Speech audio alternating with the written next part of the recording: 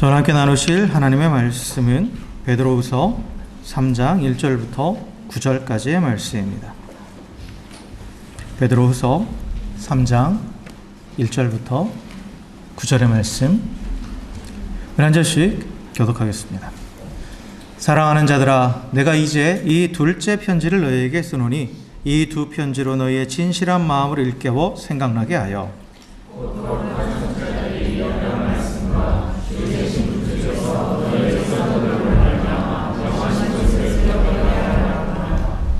먼저 이것을 알지니 말세에 조롱하는 자들이 와서 자기의 정욕을 따라 행하며 조롱하여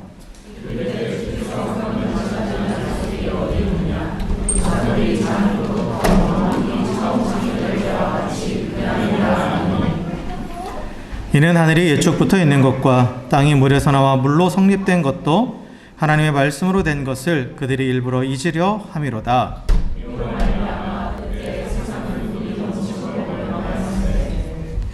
이제 하늘과 땅은 그 동일한 말씀으로 불사르기 위하여 보호하신 바 되어 경건하지 아니한 사람들의 심판과 멸망의 날까지 보존하여 두신 것이니라.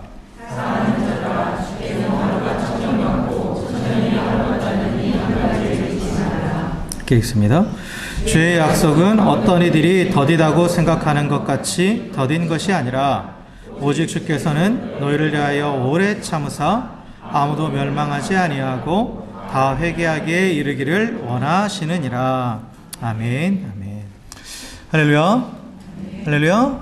네, 우리 옆에 계신 분하고 이렇게 인사했으면 좋겠습니다. 당신의 얼굴 보니 내 마음이 참 편안해집니다. 이렇게 인사하겠습니다.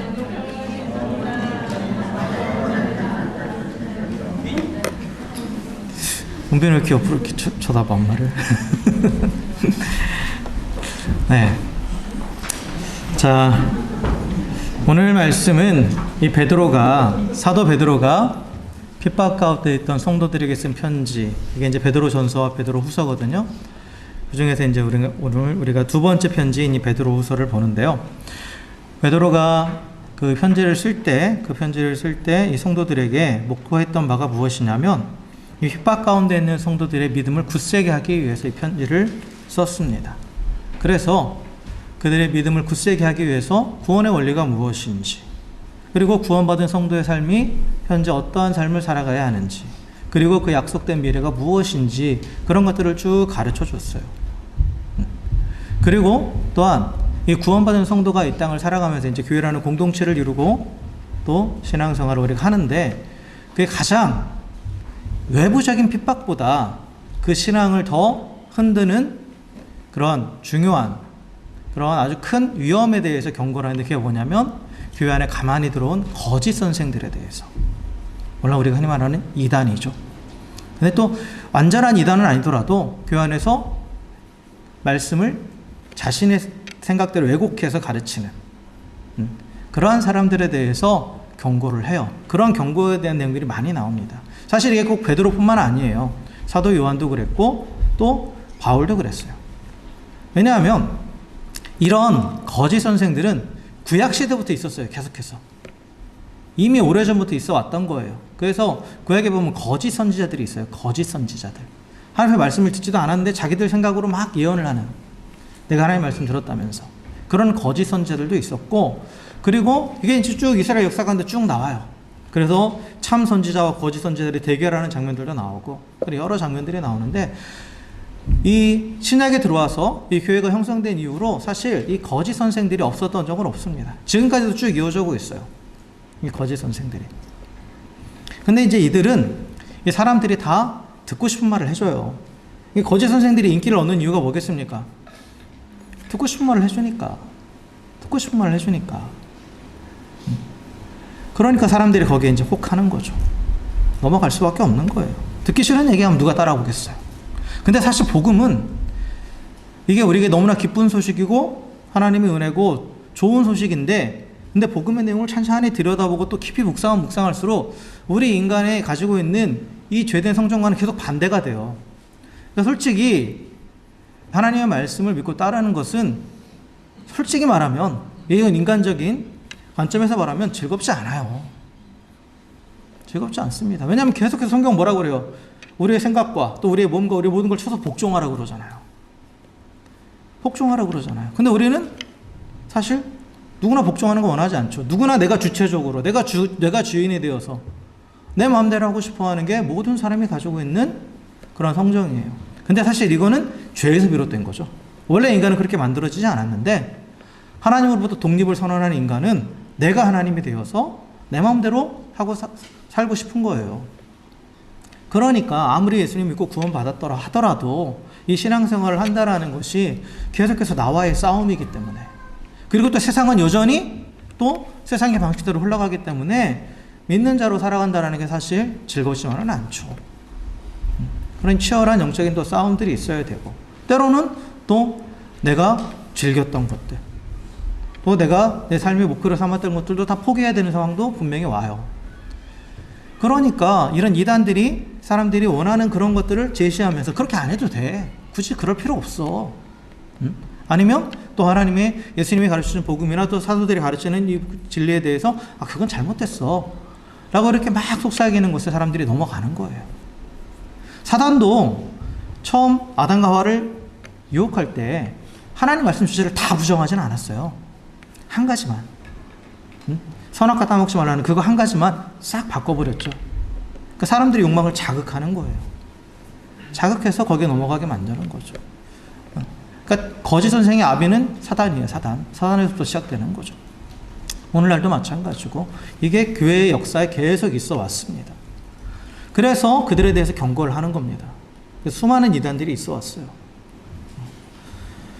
근데 이제 베드로가 있던 당시, 이때 당시 이제 가장 교회를 위협했던 이단은 이제 영지주의라는 이단이에요. 영지주의라는 이단. 영지주의는 신비한 영적인 체험과 지식이 있으면 구원받는다 라고 얘기했던 사람들입니다.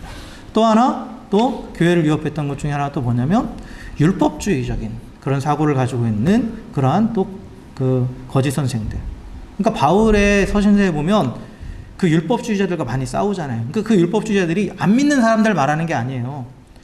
교회 안에 있는데 유대인들 성도 중에 여전히 예수를 믿어. 그래, 예수님 구원자 맞아. 그런데 그걸로 부족해.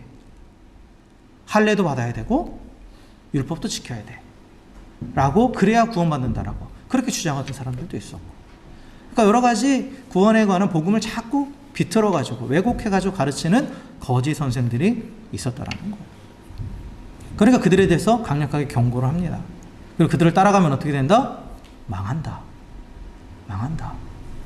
근데 그럼에도 불구하고 사람들이 그들을 따라가는 이유는 사실 복음은 뭐예요? 예수 그리스도의 십자가의 죽으심을 내가 거기서 같이 죽고 또한 그 예수님과 함께 부활하는 것, 그것을 믿으면 구원받는다예요.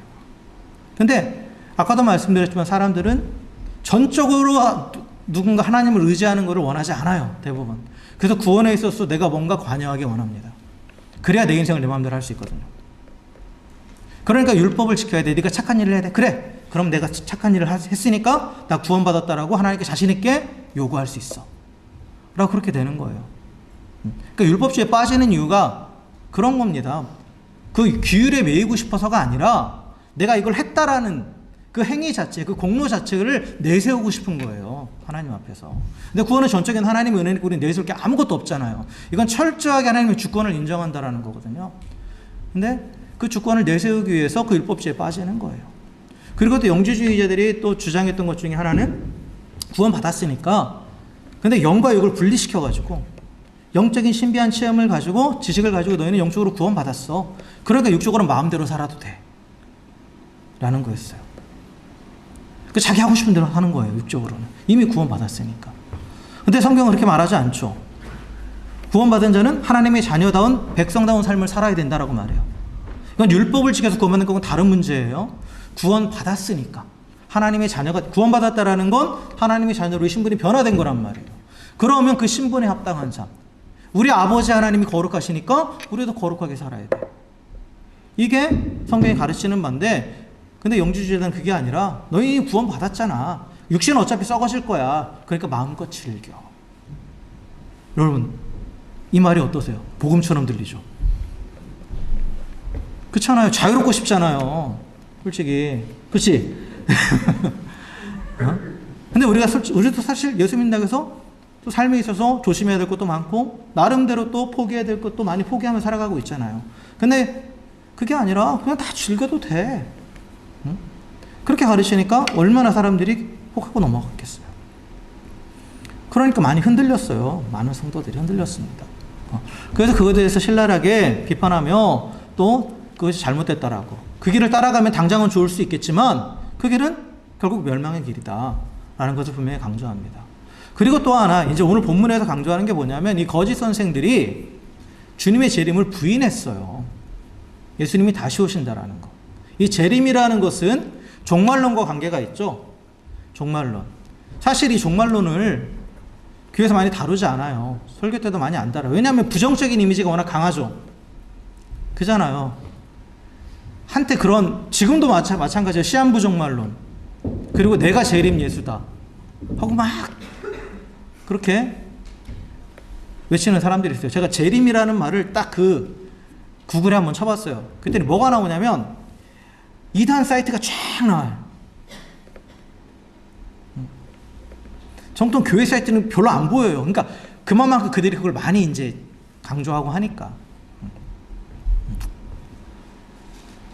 그러니까 우리 정통 신앙을 따라가는, 성경의 말씀을 믿고 따라가는 우리들 입장에서는 이 재림이나 또 이 종말론에 대해서 그 다루는 것을 좀 꺼리는 성향이 있습니다. 그런데 중요한 건 뭐냐면 이 종말론, 이 재림은 이 모든 성도들의 최후의 소망이에요.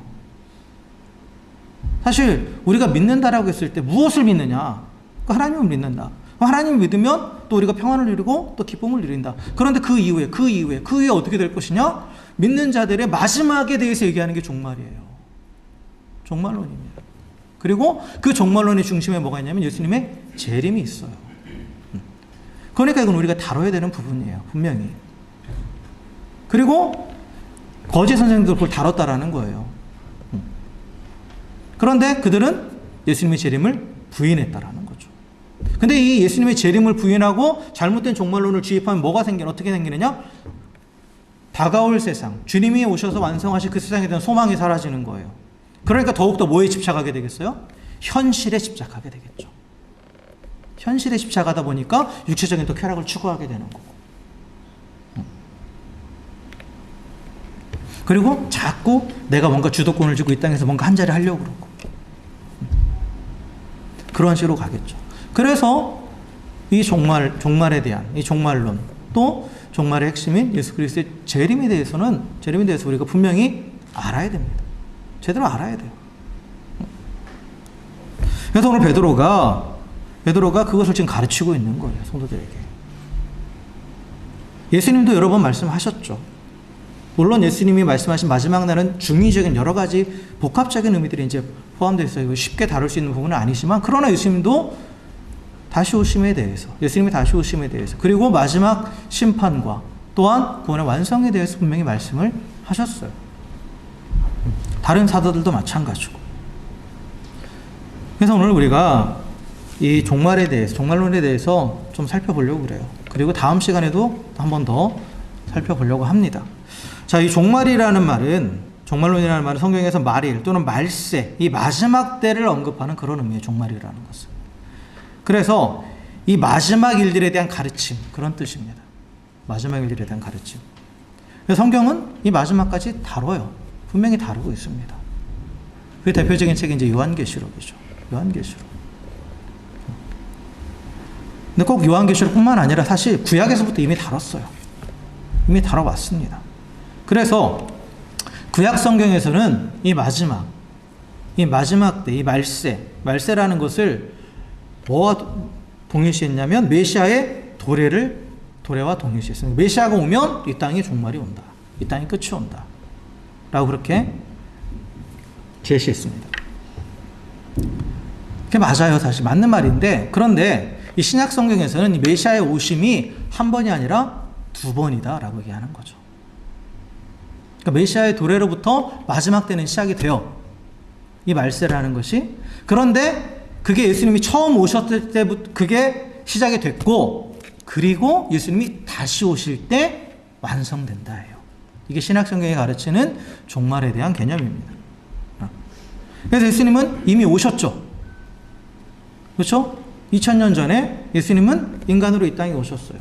이 땅에 오셔서 그때 예수님께서 이 땅에 오신 목적은 뭐냐면 구원자로서 오셨어요. 그렇죠? 온 인류의 죄를 대신 짊어지시고 죽으심으로 인해서 죄로 인해서 죽을 수밖에 없는 인간들을 구원하시기 위해서 오셨습니다.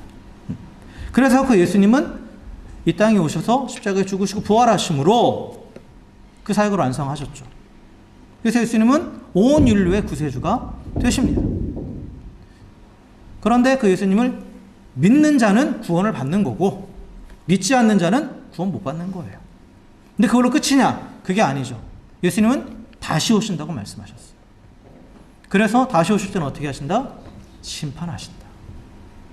심판하신다. 무엇을? 믿고 구원받은 자와 또 계속해서 예수님을 거부한 자를 분리하셔서 그래서 믿고 구원받은 자는 영원한 하나님 나라에 믿지 않는 자는 영원한 우리가 흔히 표현하는 지옥에 영벌에 영원한 죽음에 처하게 하신다 라고 분명하게 말씀하고 있죠. 그래서 예수님이 이 땅에 오심으로 인해서 이 종말론적인 사건은 이미 시작됐어요. 이게 종말론적인 사건은 뭐냐면 하나님 나라가 이 땅에 임하는 거예요. 여러분 요한계시록의 마지막에 보면 새하늘과 새 땅이 이 땅에 임하는 장면이 나오거든요. 그게 하나님 나라가 완전히 이 땅 가운데 임하는 거예요. 그러니까 마지막 순간에 지구가 뻥 하고 터져 사라지는 게 아니에요. 하나님의 나라가 이 땅에 완전히 임하는 거예요. 하나님을 대적하는 모든 세력들이 이 땅에서는 다 사라지고 하나님이 통치하시는, 그러니까 나라라는 것은 통치의 개념이거든요. 통치의 개념입니다. 그래서 하나님의 나라가 그 새하늘과 새 땅, 완전히 하나님만이 다스리시는 그 나라가 이 땅 가운데 임한다라는 거죠. 근데 예수님이 이 땅에 오심으로 인해서 그 나라가 시작되었다라는 거예요. 시작되었다라는 거죠. 그래서 예수 그리스도를 믿고 구원받은 자들은 그 안에 누가 계십니까? 성령님이 계시죠. 그래서 오순절 성령의 강림 사건은 이 하나님 나라의 시작을 나타내 주는 거예요. 하나님 나라가 이미 시작되었다라는 거. 예수님께서 말씀하셨죠. 하나님 나라는 여기 있다 저기 있다가 아니고 어디 있다? 너희 안에 있다. 하나님 나라는 우리 안에서부터 시작되는 거예요. 나라의 개념은 통치라고 그랬죠. 성령께서 우리 안에 임하심으로 인해서 하나님 나라가 시작된 거예요. 그래서 우리는 이미 시작된 하나님의 나라를 살아가고 있고 아직 완성되지 않은 하나님 나라를 향해 나아가고 있는 거예요. 그래서 우리가 흔히 신학적으로 이런 표현을 써요. 이미와 아직 사이를 살아가고 있다, 성도는. already 그리고 not yet. 이 사이를 우리는 살아가고 있습니다. 그래서 예수님의 처음 오심, 그 초림으로 인해서 하나님 나라는 이 땅에 임했어요. 시작됐어요. 그런데 그 하나님 나라가 예수님의 재림의 날까지는 아직 완성되지 않은 거예요. 왜냐하면 아직도 이 땅 가운데 이 세상은 죄가 가득해 있고 또 하나님을 거부하는 사람들이 계속해서 있잖아요. 그렇잖아요? 근데 그게 완전히 바뀌는 게 언제냐? 주님의 재림의 날이에요. 근데 성도는 이미 임한 하나님 나라의 백성이에요. 소속은 그래서 어디예요? 하나님 나라예요. 그런데 아직 완성되지 않은 하나님의 나라이기 때문에 이 땅에서 또 살아는 가요. 그러면서 이 성도의 소망은 뭐냐? 그 나라의 완성입니다. 그러니까 우리가 예수 믿고 가져야 되는 최후의 소망은 뭐냐? 이 땅에서 잘 먹고 잘 사는 게 아니에요. 이 땅에 임할 하나님의 나라입니다. 하나님이 완전히 통치하시는 그 나라. 그 나라가 되면 이 땅에서 우리가 육신적으로 잘 되고 잘 먹고 잘 사는 그것 이상의, 그거와는 비교할 수 없는 기쁨과 평강이 있다는 거예요. 그 안에. 하나님이 약속하신 건 그거예요.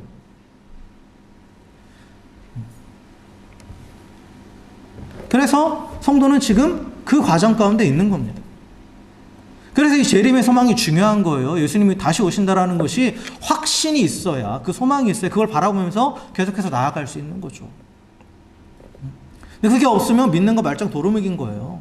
그냥 이 땅에서만 이러고 그냥 이렇게 살다가 가는 거다라고 그렇게 가르치면 소망이 없으니까 그냥 그럼 뭐 굳이 내가 그렇게 뭐라고 하지? 유난을 떨 필요가 있나? 뭐 그렇게 되는 거죠. 그럼 거룩함을 잃어버리게 되고 거룩함을 잃어버리면 능력도 없어지는 거예요. 믿는 자로서의.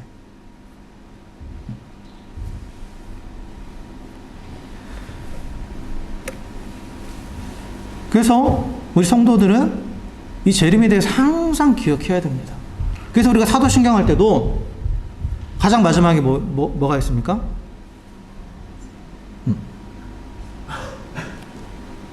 가장 마지막이 아니지? 갑자기 헷갈린다? 중간에 나오죠. 산자와 죽은 자를 심판하러 오신다. 산자와 죽은 자를 심판하러 오신다. 주님께서 산자와 죽은 자를 심판하러 오실 것을 우리가 고백하는 거잖아요. 신앙의 고백을. 왜요? 산자와 죽은 자를 심판하러 오시는 그날이 우리에게는 구원의 완성의 날이고 기쁨의 날이에요. 영광의 날이에요. 그 주님이 다시 오시는. 그러니까 믿지 않는 자들에게는 심판의 날이죠. 근데 그날을 소망하며 살아가는 거예요, 우리가. 근데 거짓 성세들은 뭐라고 하래요? 안 오셔. 예수님 안 오셔. 그러면서 그 예수님의 재림을 소망하는 자들에게 조롱하는 거죠. 조롱한다라는 거예요. 근데 이들이 왜 주님이 재림을 또 이렇게 부정하냐면, 아까 말씀드린 바와 같이 주님이 재림하시면 그때는 심판주로 오신다고 말씀드렸죠. 심판하시는 거예요. 그 모든 행위들을 심판하신다라는 거죠. 근데 거짓 선생들의 가르침은 뭐예요? 이 땅에서 잘 먹고 잘 살자예요. 이 땅에서 내가 원하는 대로 누리자예요. 어차피 구원 받았으니까. 그리고 내가 주도권을 가지고 계속 살아가자 이거죠. 근데 그게 심판의 대상인 거죠. 심판의 대상인 거예요. 주님이 심판하지 않으신다라면, 다시 오셔서 심판하지 않으신다면 그렇게 살아도 돼요. 그렇게 살아도 됩니다. 그러나 반드시 심판하신다고 말씀하셨어요.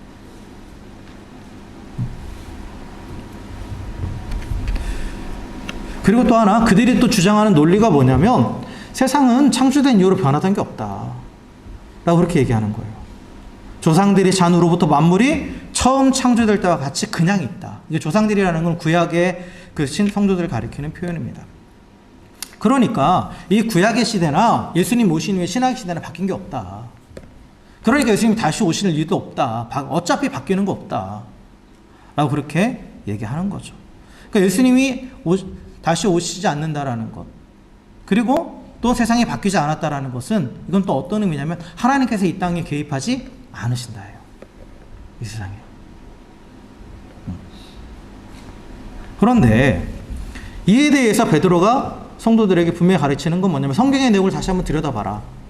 성경은 처음부터 끝까지 하나님께서 이 세상에 개입하고 계심을 분명히 드러내고 있다. 그 대표적인 게 먼저는 천지 창조. 창조부터. 창조는 하나님이 하신 거잖아요.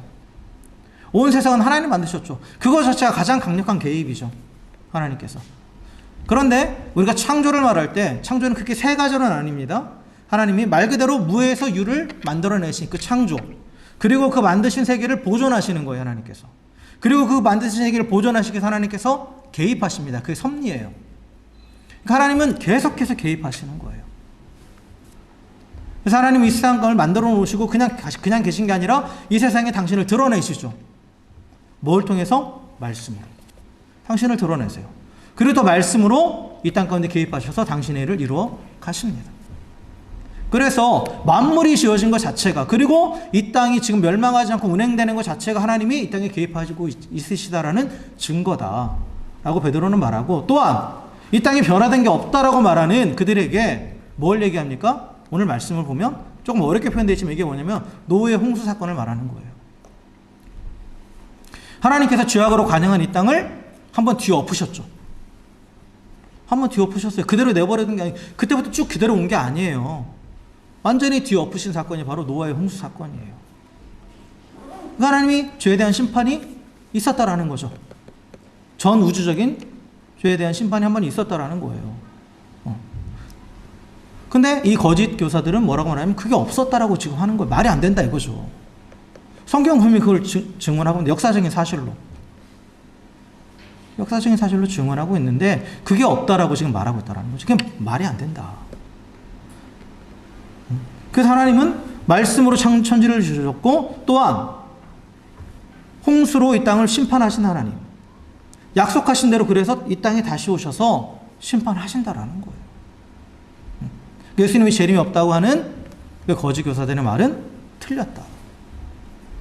성경의 증거를 봐서 분명히 주님은 약속하신 대로 다시 오셔서 이 땅을 심판하신다라는 거죠. 창조의 말씀이 역사적으로 완전히 성취된 거잖아요. 이건 신화가 아니죠? 그렇잖아요? 또 노아의 홍수 사건도 역사적으로 이루어졌던 일이에요. 이것도 신화가 아니에요. 마찬가지로 예수님의 재림에 대한 약속, 이건 아직은 성취되지 않았지만 그러나 이 약속도 결국은 앞으로 역사적으로 성취될 사건이에요. 그것을 분명하게 가르치고 있다라는 거죠. 그런데 이렇게 가르쳐도 이 성도들이 재림에 대해서 의심할 수밖에 없는 이유가 또 뭐가 있냐면 예수님의 재림이 너무 늦어지고 있거든요. 그렇잖아요. 그 사도행전 1장에 보면 예수님이 이제 승천하시잖아요. 부활하시고 나서 승천하세요. 승천하실 때 그때 이제 천사가 그러니까 약 400명의 성도들이 이렇게 하늘을 이렇게 쭉 쳐다보고 있으니까 천사가 와가지고 뭐라고 얘기합니까? 갈릴리 사람들아, 왜 멍 때리고 있느냐? 왜 하늘 보고 멍 때리고 있느냐? 너희들이 본 그대로 다시 오실 것이다. 라고 그렇게 얘기했죠. 그러니까 그 천사가 전해준 그 말을 믿었어요. 그리고 또 성령의 성령의 강림 사건을 통해서 또 한 번 확인받은 거죠. 아, 이렇게 하나님 영이 우리 가운데 임했구나. 그러면 분명히 약속하신 대로 주님이 곧 오시겠구나. 라고 생각했겠죠. 초대교회 성도들은 예수님이 금방 오실 줄 알았어요. 실제로. 그런데 안 오셨죠. 아직까지 안 오셨죠. 10년이 지나고 20년이 지나고 그리고 또 자기들이 핍박당하는 상황에서도 주님이 언제 오시나, 오늘이나 오시나, 언제 오시나, 빨리 오셔서 이 괴로운 세상에 우리를 좀 완전히 해방시켜 주셨으면 좋겠는데, 그런데 계속 늦어지고 있으니까 아무리 이 성경의 말씀을 가르치고 해도 그들 안에 확신이 안 서겠죠. 안 서겠죠.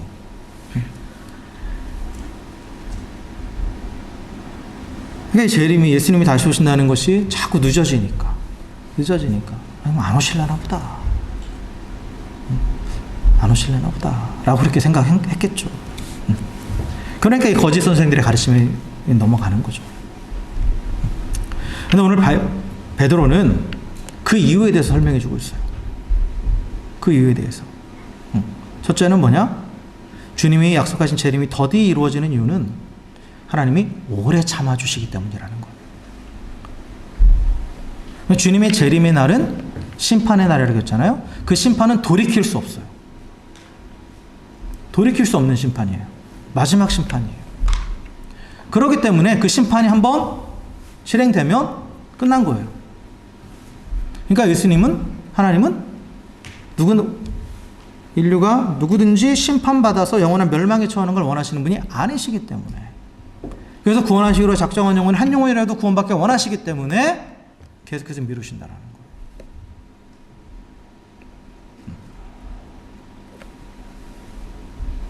그리고 또 하나, 또 베드로가 중요한 사실을 우리에게 얘기하고 있는 건 뭐냐면 하나님의 시간과 우리의 시간은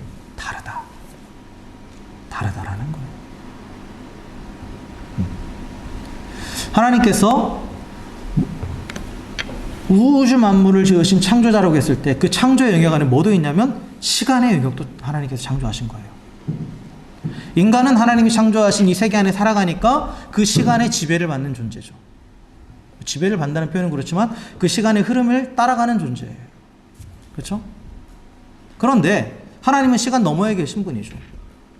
그리고 또 우리가 과학적으로도 왜 특수 상대성 이론인가? 그 아인슈타인이 그런 얘기 했잖아요. 빛의 속도로 가는 사람에게 시간은 느리게 간다라는 거.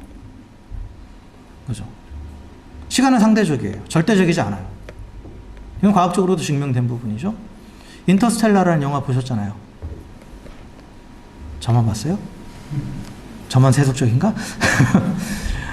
그 영화 보면 그거 나오잖아요. 어느 행성에 가면 블랙홀 근처에 있는 어떤 행성에 가면 거기서의 1시간은 지구에서 20 몇 년? 뭐 그런 거 나오잖아요. 그래서 나중에 돌아왔더니 자기 딸은 할머니가 되어 있고 아버지는 쌩쌩하고 그러잖아요. 그러니까 시간의 개념이 상대적이라는 것은 현대 과학으로도 이미 사람들이 밝혀낸 부분이에요. 근데 이게 물론 하나님의 시간과 우리의 시간이 다르다라는 것을 완전히 설명해 주는 건 아니지만, 하물며 인간이 발견한 과학적인 그런 이 이 하나님께 대신 이 세계 안에서도 시간이 상대적인 건데, 근데 하나님의 시간과 인간의 시간은 다르다라는 거죠. 그래서 1000년이 하루 같고 하루가 1000년 같다라는 표현이 하나님께는 맞다라는 거예요. 우리에게 1000년이 하나님의 하루일 수도 있고, 우리에게 하루가 하나님께 1000년일 수도 있다라는 거죠. 왜요? 하나님은 시간 밖에 계신 분이고, 또 이게 있어요. 영원이라는 시간, 영원, eternity. 하나님은 영원하신 분이잖아요. 시간의 개념이 영원하다라는 건 뭐예요? 우리가 딱 이 시점에 있을 때 이 뒤쪽으로도 영원한 거고, 앞으로도 영원한 거예요. 이게 영원이잖아요. 그러면 영원이라는 시간 속에 하루와 1000년이 차이가 있을까요? 유한한 시간을 살아가는 사람에게는 하루와 1000년은 차이가 나요. 근데 무한대를 살아가는 사람에게는 하루든 1000년이든 똑같은 거예요.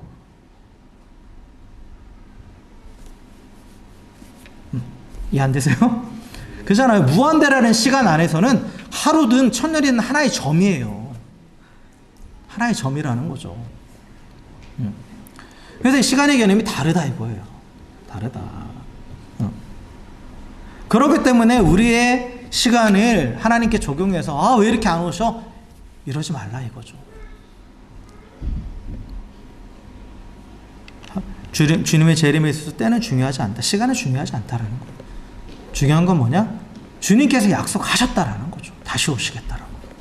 그리고 그 약속을 우리가 확신할 수 있는 근거는 이전까지 계속해서 말씀하신 그것이 다 역사적으로 성취되었기 때문이라는 거예요. 그래서 그걸 보라는 거예요. 사람들의 말에 현혹되지 말고. 응? 그래. 성경으로 돌아가라는 거죠. 성경으로 돌아가라는 거예요. 그래서 주님이 재림이 더디 오는 이유는 뭐다? 결국 세상을 사랑하시기 때문이에요. 요한복음 3장 16절에 하나님이 세상을 이처럼 사랑하사 독생자를 주셨다고 말씀하셨죠. 그 독생자를 주시기 위해서 아끼지 않으신 그 하나님께서 이 세상을 구원하시기 위해서, 그래서 이 세상에 한 사람이라도 구원하시기 위해서 오래 참으시는 거예요. 더 참으신다라는 거죠. 근데 세상은 지금 여기서 거짓 선지자들도 그렇고 마지막 때도 그렇고 주님의 재림을 믿는 자들에게 봐 안 왔잖아 하면서 조롱하죠. 하나님은. 하나님은 그 조롱도 참으시는 거예요. 그 조롱도 참으시는 거예요.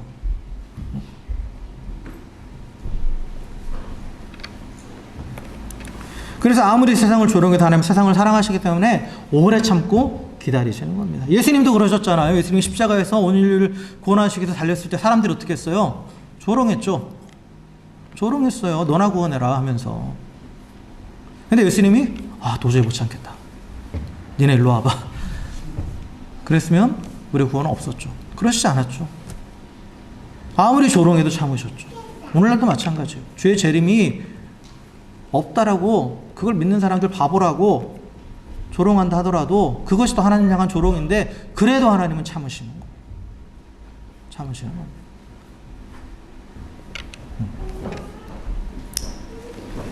그래서 세상을 사랑하셔서 기다리시는 하나님, 그럼에도 불구하고 조롱하는 이 패역한 세상 사이에 우리가 살아가고 있죠. 우리는 그 두 곳에 다 속해 있는 자들이에요. 그렇기 때문에 이 세상은 그 주님의 재림을 기다리며 또 소망하는 우리들을 조롱합니다. 핍박하는 거예요. 그러나 또한 우리는 하나님께 속한 자에게 그렇게 조롱한다 하더라도 핍박한다 하더라도 세상을 사랑하고 또 주님의 그 자비와 은혜를 전해야 되는 거죠. 그것을 지금 베드로가 얘기하고 있는 거예요. 아무리 조롱하고 핍박해도 하나님이 참고 계시고 또 하나님이 원하시는 것은 그들 또한 구원받기를 원하시니까 너희도 똑같이 인내하며 그 주님의 다시 오심을 확신하고 그 사랑을 전하라 라고 이야기하고 있는 겁니다. 그래서 재림을 믿고 소망하는 우리에게 하나님께 주신 사명은 뭐냐? 그 주님의 사랑을 전하는 거예요. 아무리 조롱해도 하나님은 너를 기다리신다. 네가 돌아오기를 기다리신다. 그래서 아직도 심판 안 하시고 미루시는 거다. 라는 것을 전할 수 있어야 되는 거죠. 이게 우리에게 주신 사명입니다. 그리고 주님의 재림을 확신하는 자의 삶의 태도예요. 내가 그걸 확신하니까 전하는 거잖아요. 이 심판의 날이 있다는 걸 확신하니까 너는 심판받으면 너도 심판받으면 안 돼 라고 전할 수 있는 거예요. 내가 그에 대한 확신이 없으면 심판도 있을 수도 있고 뭐 없을 수도 있고 그래도 한번 믿어봐. 좋은 게 좋은 거니까. 누가 믿겠어요? 그럼 나 안 믿고 그냥 내 마음대로 할래. 이렇게 되겠죠. 네, 말씀을 정리하겠습니다. 세상이 아무리 비웃고 조롱해도 역사는 하나님의 말씀대로 진행됩니다. 지금까지 그렇게 진행되어 왔고 지금도 그렇게 진행되고 있고 앞으로도 그렇게 진행될 것입니다. 그래서 이 증거들은 성경에 차고 넘칩니다. 차고 넘쳐요. 구약 시대부터 또 예수님이 오신까지 가장 확실한 증거는 예수님이 처음 오신 거잖아요. 성경의 예언대로 메시아가 오셔서 그때부터 이제 마지막 때가 시작된다고 분명히 성경이 예언하고 있는데 예수님이 오셨어요. 그러면 오신 그대로 다시 오세요. 예언이 되어 있잖아요. 성경 말씀에. 그래서 이 마지막 때가 완성되는 거예요. 하나님의 나라가 완성되는 겁니다. 그래서 세상이 아무리 조롱해도 예수님은 약속대로 이 땅에 구원자로 오셨던 것처럼 주님의 재림도 약속대로 반드시 이루어집니다. 이게 우리 성도들이 확신해야 될 것이고 그리고 이게 우리의 소망이에요. 소망이 돼야 됩니다. 성도는 예수님의 재림을 기대하며 기다리는 자입니다. 마라나타, 주 예수여 어서 오시옵소서. 왜요? 그날이 하나님의 나라가 완성되는 날이고 지금 이 땅에서와는 전혀 비교할 수 없는 완전한 새로운 세상이 열리는 그러한 날이기에 우리는 그걸 소망하는 거예요. 그래서 이 소망을 가진 자, 이 소망이 살아있는 자, 헛된 소망이 아니라 예수님의 재림에 대한 산 소망을 가진 자는 그 사도 요한이 얘기한 것처럼 이 땅에서도 거룩한 삶을 살아가는 거예요. 내가 그 하나님 나라의 완성을 향해 나아가고 있는 자니까. 하나님 나라의 백성으로서 이미 시작된 하나님 나라를 그러면 합당한 삶을 살아가는 겁니다. 그리고 어떠한 상황 가운데서 흔들리지 않고 믿음을 잃지 않고 어떤 핍박 가운데서도 분명히 그날이 올 것이기 때문에 그날이면 모든 것들을 하나님께서 다 갚아주시고 또 새롭게 하시고 근데 그 이상으로 영광스럽게 하실 것이기에 그것을 소망하며 오늘을 능력 가운데 거룩하게 살아가는 거죠. 사랑하는 성도 여러분, 세상은 계속해서 우리를 조롱할 거예요. 근데 우리가 신경 써야 될 것은 세상의 마음에 드는 게 아니죠. 하나님 마음에 합한 자가 되는 겁니다. 그리고 또한 우리에겐 분명히 약속된 소망이 있어요. 그 재림의 소망, 주의 약속의 말씀을 붙잡고 그 거룩한 삶으로 그 재림의 소망 가운데 살아갈 수 있는 우리 모두가 될 주의 이름으로 간절히 축원합니다. 또한 무엇보다도 지금도 참고 기다리신 그 주의 마음을 또한 동일하게 품고 그 주님의 재림을 소망하는 가운데에 또한 그 소식을 또 깨닫지 못하고 조롱하는 자들에게 비록 그들이 조롱한다 할지라도 주 심판이 있다라는 것을 반드시 전하면서 주님이 당신이 돌아오길 기다리신다라고 담대하게 또 살아계신 주님의 또 은혜와 사랑을 전할 수 있는 우리 모두가 되기를 또 주의 이름으로 간절히 축원합니다. 함께 기도하겠습니다.